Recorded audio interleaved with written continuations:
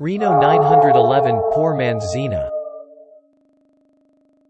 Fernando and Margarita were two college friends who had known each other since freshman year. They often spent nights out at bars, or decided to stay home and watch a movie. One night, Margarita had invited Fernando over for some late-night drinks. As they enjoyed their drinks, the conversation began to take a different direction. Margarita talked about her recent fascination with the occult and the theory of eternal life. She proposed to Fernando that they try a ritual she had studied that involved being buried alive for a couple of hours, but with the assurance that they would come back to life. Fernando, who was admittedly more of a skeptic, was extremely hesitant to agree to such a risky and dangerous experiment. Despite his reluctance, he ultimately agreed to try it out after Margarita promised him she wouldn't do anything to hurt him if anything went wrong.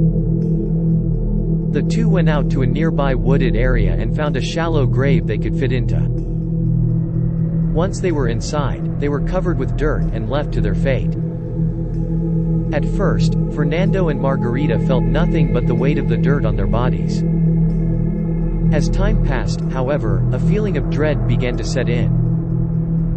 They both started to feel claustrophobic, and the sound of their own heartbeats seemed to become louder in the darkness.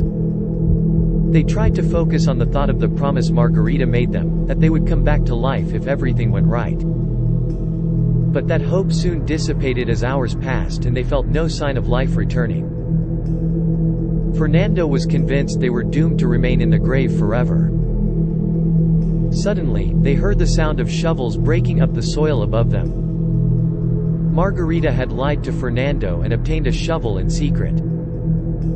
She had dug them up and had brought an accomplice along to help.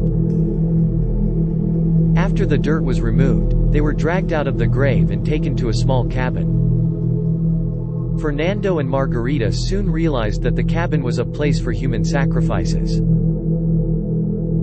Margarita explained that a cult she had been a part of wanted to bring eternal life to its members by offering human sacrifices. She had chosen Fernando as the sacrifice, and now he was going to be buried alive for the third time. Fernando was horrified, but he had no choice but to accept his fate. As he was being dragged to the grave, he looked over to Margarita and saw that she had her eyes closed, as if she was trying to block out the gruesome scene. Fernando desperately tried to fight off the men as they buried him, but he was overpowered and soon the dirt was on top of him. He was now buried alive for the third and final time. Fernando screamed and kicked his way through the dirt, hoping that someone would hear him, but there was no one. He started to feel like he was suffocating and he could feel the sensation of life slowly slipping away. Fernando eventually succumbed to the inevitable darkness and passed away in the grave.